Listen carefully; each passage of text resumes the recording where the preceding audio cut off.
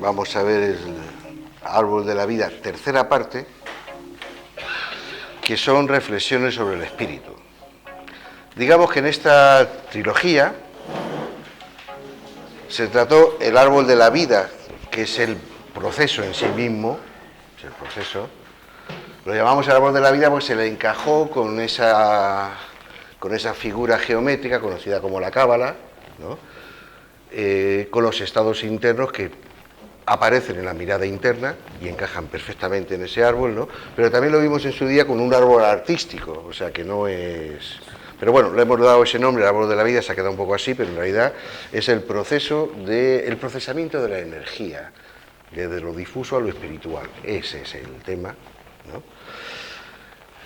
En el que acabamos de ver hace un rato, reflexiones sobre ello, tratamos los temas previos, o sea que esto es un antes del proceso, unas consideraciones, lo otro sería el proceso, y esto sería algunas interpretaciones, algunas traducciones de cosas que se pueden más o menos decir, ¿no?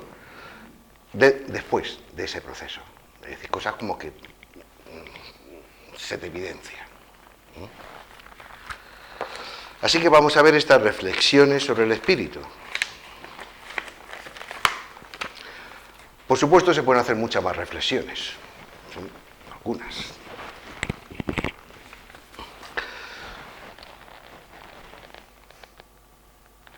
El tono de este escrito es un poquito más afirmativo porque no admite mucha discusión. Es decir, uno dice lo que le parece que es y chao pescado.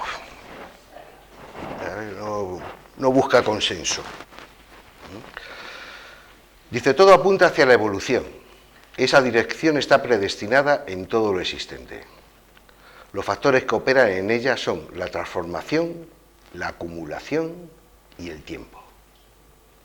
El ser humano, cuando en el tiempo se acumula, cuando en el tiempo se acumula la suficiente masa crítica energética con la cualidad adecuada, se reestructura la energía y, por tanto, la conciencia del proceso mecánico anterior y se forma el espíritu. A esto lo conocemos como transmutación. Todo va en esa dirección independientemente de la voluntad del hombre. Pero este proceso de acumulación en la especie está sometido a sus ciclos de avances y retrocesos, de diferenciación, de complementación, de síntesis. Es decir, necesita mucho tiempo y el tiempo cosmológico solo es entendible cuando se mide en miles o millones de años. La energía del ser humano puede ser modificada por dos causas. La primera es personal y hace al proceso intencional de la conciencia consciente de su propia evolución, donde se acumula la suficiente masa crítica de la energía psicofísica personal, liberada de su automatismo inconsciente.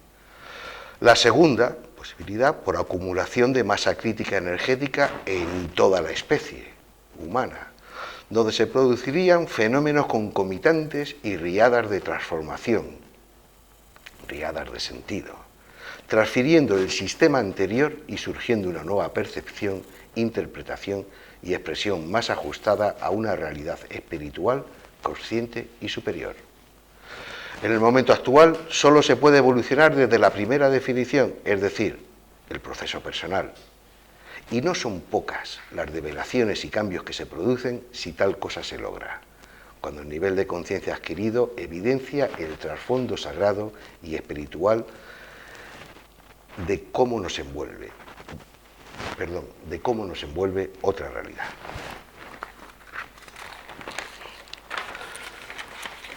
Aquí hay una perspectiva sobre el procesamiento de la energía en la vida, cómo la vida se ocupa de ir mejorando esa energía a través de la forma de conciencia en todos los seres vivos y todo en la misma dirección. Dice, la vida y la tierra como medios para la transformación. La vida y el planeta pueden ser observados desde este punto de vista con respecto a la energía, su circulación y su transformación. Hay un factor principal que baña con su energía primordial. Este es el Sol, que aun actuando estructuralmente con otras fuerzas del universo, encarna el papel principal como fuente emisora de la energía esencial a transformar en nuestro sistema solar. Esta energía básicamente es recogida por las plantas y transformadas a través de la fotosíntesis y la clorofila de solar a lo que para los seres vivos es nutricional. Animales especializados como herbívoros se nutren de esta transformación y de nuevo la transforman en sangre, piel y huesos, es decir, en una expresión superior. Esta concentración energética es aprovechada en su acumulación por animales carnívoros, abriéndose con ello otra rama que se nutre de esa energía ya transformada. Herbívoros, carnívoros y omnívoros se van nutriendo como consecuencia de esa primera transformación efectuada por las plantas. Aun en seres abisales, bacteriológicos o intraterrenales, cuya nutrición, alejados de la luz solar, se produce por procesos químicos, no estarán al margen de la influencia solar con respecto a la resonancia de sus fuerzas electromagnéticas, orbitales, temperatura, ciclos y ritmos, etc. En sí mismos y en su hábitat, condicionados por la influencia solar. Y tanto en unos como en otros se organizan luego las cadenas jerárquicas de depredación como medio hacia la nutrición. La nutrición puede ser vista como mecanismo de la vida con respecto a la circulación energética y su transformación. Seguramente este patrón de funcionamiento podría ser observado en remotos lugares del universo frente a diferentes formas de vida, tanto si fueran de carbono, silicio o cualquier otra expresión, donde los patrones de circulación de la energía y su transformación, aun a pesar de las diferencias, mantendrían esa estructuración. El universo podría ser desde esta perspectiva un gran transformador. La Tierra recoge diariamente esa energía solar y crea seres aptos para su transformación. Como todo ser prefiere comer a ser comido, va desarrollando habilidades para su supervivencia, condicionado por esa fuerza llamada instinto de conservación. Esto va haciendo que la energía que conforma la conciencia de tales seres vaya depurándose y complejizándose en su estructuración, y en esto hay evolución. La muerte de estos seres, junto con la reproducción, es lo que permite pasar los elementos más evolutivos a la siguiente generación, desechando los elementos que no lograron transformarse y adaptarse a la siempre cambiante situación. La muerte, pues, tiene sentido desde el proceso mecánico de circulación de la energía y su transformación, dirigiéndose en un camino preestablecido en un plan de cada vez una mayor cualidad energética y evolución. Los animales no son violentos, aun a pesar de la apariencia, porque instigados por el instinto de conservación, están obligados a nutrirse a través de la energía aportada por otros en sus hojas o en sus carnes. Y el hambre, como mecanismo de la vida, le obliga a ello. En este lento y eficaz proceder, la vida, como mecanismo de circulación de la energía y evolución, se ha ido abriendo camino a través de los eones hasta crear seres cuya energía, que forma su conciencia, les ofrece la posibilidad de descubrirse a sí mismos, descubrir su propia existencia y su propia posibilidad de evolución. Esperamos.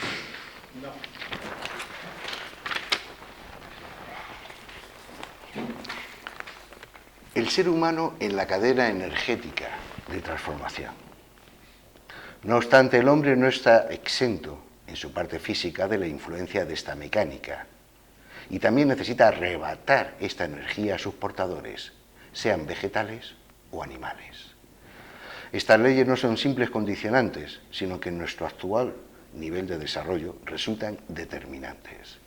Tenemos que seguir comiendo como necesidad y, por supuesto, tratar de evitar el ser comido. Pero lo que sí necesita primeramente es eximir a los miembros de su propia especie de la mecánica de la depredación, es decir, que no busque nutrir sus extravagantes ambiciones a través de sus semejantes, usándolos y manipulándolos hacia su disimulado propio bienestar. Todo lo necesario para vivir está en el planeta, es un regalo y es una gran oportunidad. Las inconfesables ambiciones personales que llevan a la depredación de otros no corresponden al proceso de circulación, transformación y evolución de la energía, sino a un intento destinado al fracaso de su detenimiento en uno y su conservación. Aquí ya no hablamos de necesidad, sino de deseo. Deseos groseros e innecesarios para la supervivencia y mucho menos para la evolución. Y esto es lo que nos permite hablar por primera vez en la evolución de violencia. Porque aunque difusa para el hombre, ya hay conciencia de la existencia y porque estos cruentos deseos están fuera de toda necesidad. Los usurpadores, los manipuladores, los agresores, los sentenciadores, los impostores y todos aquellos que utilizan la fuerza, la opresión, el temor o el engaño para nutrirse de otros, se suelen presentar como los más evolucionados de un determinado sistema. Pero no solamente están fuera del camino de evolución, sino que tratan de beneficiarse sacrificando el sentido de billones de años de evolución en aras de un mezquino interés personal, fruto del deseo grosero y de un yo irreflexivo y dictatorial, al cual le rinden culto mientras los mantiene esclavizados. No solamente ahí no hay progreso, sino que hay involución. El ser humano dispone de un nivel de funcionamiento de su conciencia que podemos denominar conciencia común.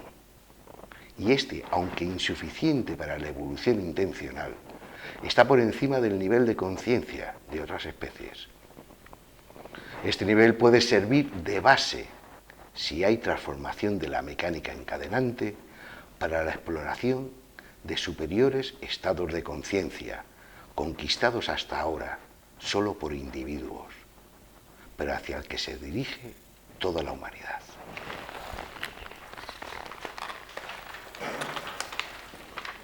Ganándole tiempo al tiempo. La lucha interna por la propia liberación personal es un acto de rebeldía y libertad. Es un reto que desafía la propia acumulación mecánica a través de los milenios y acorta el tiempo de la evolución, trayendo intencionadamente el mañana al hoy, de simple máquina transformadora de energía difusa a ser humano con energía espiritual, sumando en ello su porción de masa crítica a la lenta acumulación del proceso ya predestinado. Y con ello, acelerando la posibilidad de aproximación de ese momento futuro que espera a toda la especie. Vistas así las cosas, esto es bueno para el hombre que lo realiza y para toda la humanidad. En tanto la especie humana no haya acumulado lo suficiente para llegar a la masa crítica que transforme concomitantemente a toda la humanidad, la formación del espíritu pertenece al terreno de lo individual.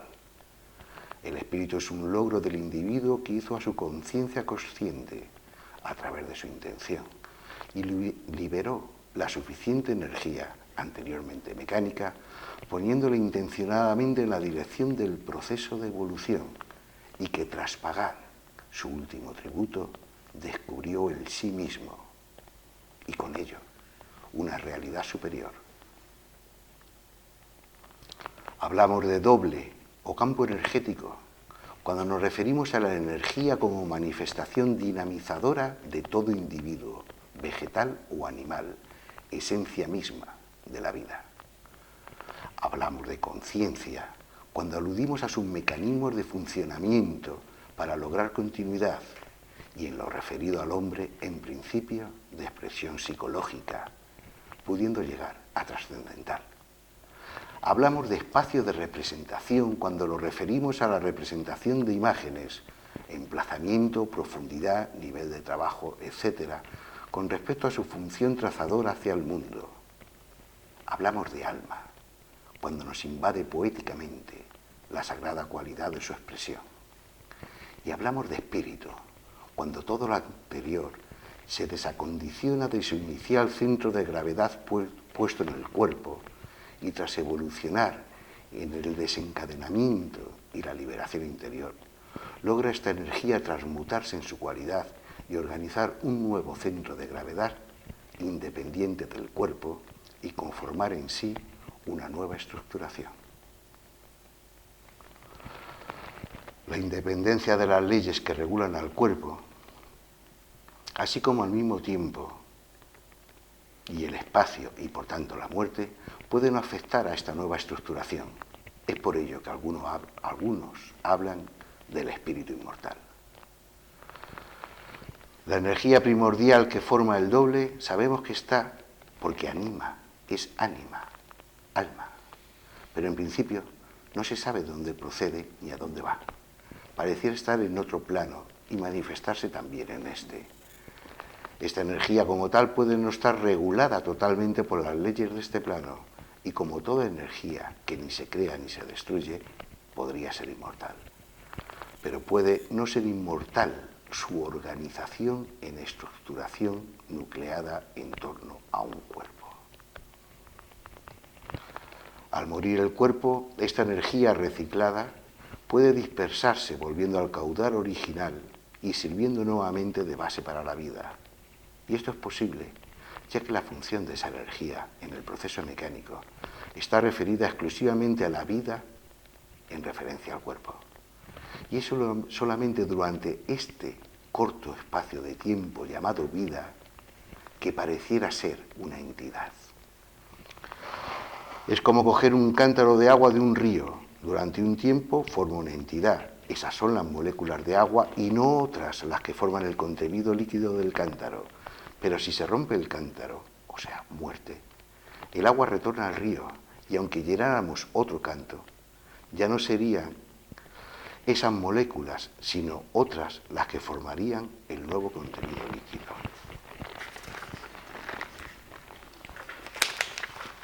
Un nuevo nivel y un mundo perceptible, lo espiritual. Viendo así las cosas, entendemos que hablamos de espíritu cuando tras un cambio de la cantidad y cualidad energética inicial, se produce una nueva organización y estructuración energética, es decir, una nueva entidad, independiente del cuerpo y, por tanto, de este tiempo y de este espacio. La formación del espíritu es un logro sin parangón, cargado de sentido y de profundos significados, y que habilita otros niveles de conciencia. Este no solamente es útil en la vida, sino que posibilita internamente hablando no ya la trascendencia, sino posiblemente la inmortalidad. No obstante, si el espíritu es una acumulación energética de cualidad depurada y de expresión superior, y que por ello da lugar a una nueva estructuración de la propia conciencia, este máximo efectuado es solamente el mínimo en el camino del avance espiritual. Un espíritu recién formado es sin duda un sabio y un guía en el mundo de los hombres.